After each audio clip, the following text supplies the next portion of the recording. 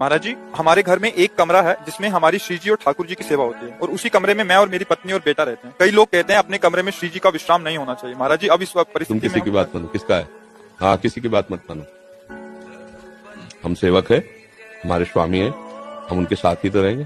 श्री जी हमारे कमरे में नहीं, श्री जी और कमरे में रहे, हम और कमरे में रहे, नहीं जरूरत है हमें किसी और ऐसे सिद्धांत की। अगर हमारे पास कमरा भी नहीं तो अपनी सैया में सुलाएंगे। सिराने हमारी श्री जी सो रही, करवट लेके हम उनके पास सोए। ये प्रेम की उपासना है, भाव की बात है। जैसे बहुत भाव से रहना है। अब जिनके पास एक कमरा है, श्री जी न विराजमान करें, भाई सिद्धांत है। श्री जी के सामने खाना नहीं खाना, श्री जी के सामने पैर फैला के नहीं पर लेटना, श्री जी के सामने जोर से नहीं बोलना। ये कहाँ का? मंदिर का। हमारे घर के ठाकुर हम उन्हीं के साथ पाएंगे, उन्हीं के साथ सोएंगे, उन्हीं से हंसेंगे, उन्हीं से खेलेंगे। बुरे भले जैसे भी है, बेपर्द उनके हम सामने हैं। वो हमें सुधारे, अपने लायक बनावे, चलावे। ये अपने घर की उपासना है, किसी की बात मत मानो। हाँ, प्रसन्न होकर चलो। ये सब बाहरी बातें हैं। अपने प्रेम में बाहरी बातें नहीं होती। बाहरी सिद्धांत ठाकुर जी को अधीन नहीं कर सकते, ध्यान रखना। तो इसलिए अब मान लो एक छोटा सा कमरा है, अपने परिवार का पोषण कर रहे हैं, तो उपासना नहीं करें, हम श्री जी की सेवा ना विराजमान करें। ये किसी की बात नहीं माननी है, अपने मार्ग से चलें।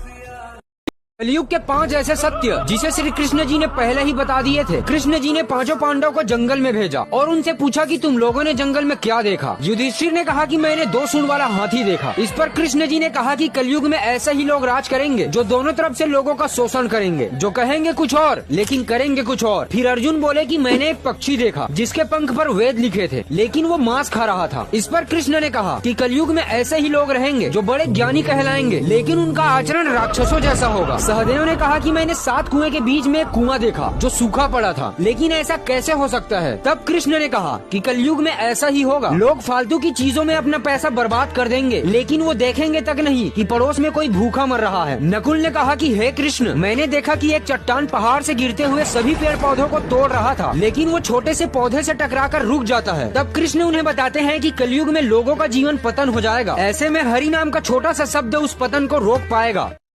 9वें अध्याय के 26वें क्रमांक श्लोक में भगवान कहते हैं, पत्रम पुष्पम फलम तोयम। कोई जल अर्पण करे, कोई फल अर्पण करे, कोई पुष्प अर्पण करे, या एक छोटा पत्ता अर्पण करे। हे अर्जुन, यदि भक्ति करनी हो तो तुलसी का एक पत्ता गंगा जल में मिश्रित करके मुझे अर्पण करे। ऐसे व्यक्ति को इतना मैं ऋणी हो जाता हूँ, ऋण कैसे चुकाऊं मैं नहीं जानता।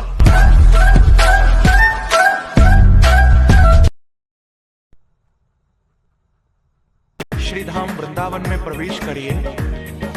वृंदावन में सुनरक गांव में काली दह पर अद्वैत वट में तान गली में कृष्ण, क्योंकि श्री कृष्ण कहते हैं, मैं विष्णु हूँ, मैं राम भी, ब्रह्मा का लूं स्थान भी। मैं कृष्ण का सुदर्शन चक्र और अर्जुन का मैं बाण भी। मानो तो मैं भगवान हूँ और ना मानो शैतान भी। मैं ही भरता जान, सब में ले लेता हूँ प्राण भी। मैं महादेव शंकर भी हूँ और मैं ही हूँ हनुमान भी। बेचैनी का कारण मैं और मुझ में मिले आराम भी। मैं रात को शीतल चांद बनूं और धूप हूँ सुबह शाम की। कलयुग देख तू रूप मेरा, अब देख मुझे पहचान। अभी ये धरती घूमे बल से, मेरे आंखों में सूरज जब चमके रहता भीतर सबके मन के।